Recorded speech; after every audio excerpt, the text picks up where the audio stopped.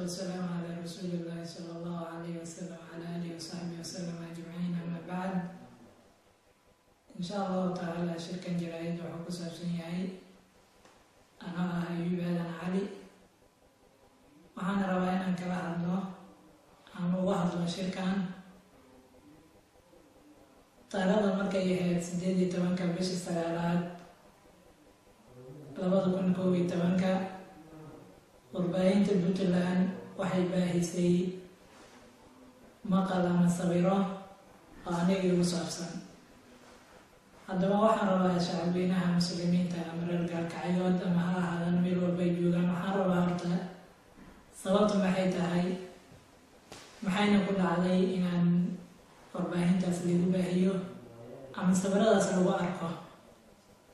sababta haddaba idin sheego, أنا يعني شعب أنا كشق اسم مجال الجالكعيو سفر بقى حمس وهذه أهل كيجا ودقن دقمة باي جرحان دقمة بروحكوا.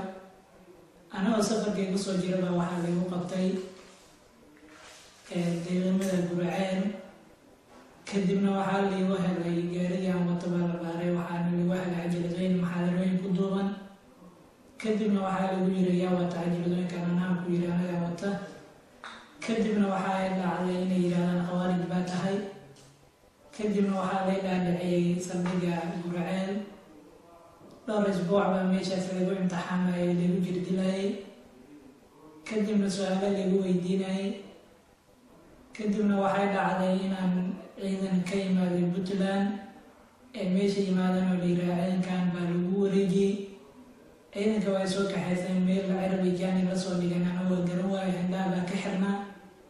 mar dambe xabsi ku jiro anagoo la jirdilaya ama ciqaabaya baa waxaan arkay inaan la yiri meeshaad joogto waa gaalkacyo. inaad gaalkacyo tahayna waxaan ku fahmay ama aan ku dareemay idaacadda gaalkacyood bay markaas dhegeysanayeen. idaacadda dowladda gaalkacyo ay ku hadasho idaacadaha la yiraahdo idaacadda gaalkacyood ama idaacadda dowladda Puntland ay leedahay oo ay yiraahdaan idaacadda Puntland ay leeyihiin magaceeda Daljir. labada idaacadood baan maqlay, saas baan xaqiiqadii noqotay inaan joogo gaalkacyo.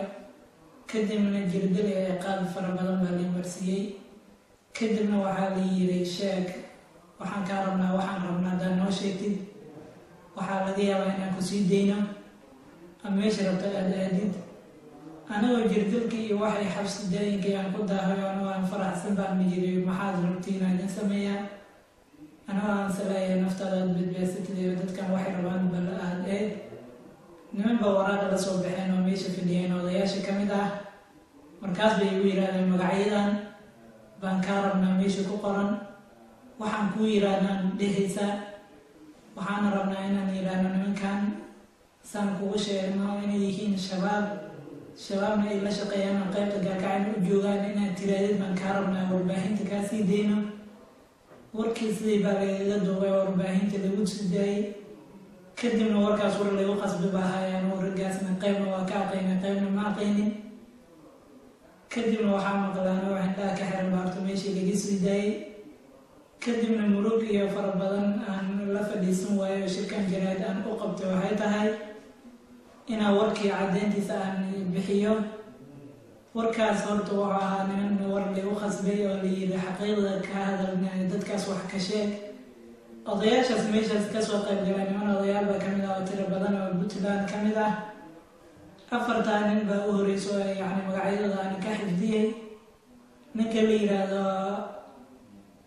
ياسين علي سيلان ninka kale la yiraahdo Bergele, ninka la yiraahdo Gagaab iyo wasiirka hore maaliyadda ahaa iyo ninka kale Maxamed Afbal la yiraahdo. afartaa oday baa horta kamid ahaa nimanka waaweynaa. midda kale ay tahayna ciidamo baa meesha jooga oo habeen walba soo geli jireen xabsiyada oo raggii qaar oo la garaacaya aad maqlayso la ciqaabaya maqlayso qayladooda iyo awaadkooda baxaya ee raggiina kelimada laa ilaaha illa allah muxamed rasuulullah ay ku dhawaaqayaan. ayagana raggaasaas ay yihiin baa waxaa laga soo duubi jiray warar. muhiimadda iyo shirkan aan u leeyahay inaan qabtana waxay tahay inaan caddeeyo dadka wararkaas inay war lagu khasbi ay ahayn shacabka yacni gaalkacyo joogan aan u caddeeyo warkaan meeshuu ka yimid iyo qaabka warbaahinta u galana qaabkaas ay ahayd waxaana raaligelin ka bixinayaa inaan yacni las yiraahdo ama ninkaan saanbu ahaa ama saas ahaa inaan las dhihin oo cugdada las gelinin warka muhiimadiisana anagu waxa waa caddeyntiisa aan uga hadlayana wuxuu yahay in yacni wararkaas war raadiyo sal midna lahayn shacabka reer gaalkacyana ay ogaadaan inta maqalkayga muuqaalkayga taqaanin shacabka soomaaliyeed oo meelaha kala joogaan ay ogaadaan waxaan kala ogeysiinayaa dadkaas la ciqaabaya ama rafaadkaas marayaan warbaahin baa laga soo duubaa warar baa laga soo duubaa ama ha fakadaan ama si kale ha u baxsadaan oo marka dambe waxaa la arkaya ayagoo warbaahinta iyo meelaha internetyada iyo caalamka oo dhan laga daawanayo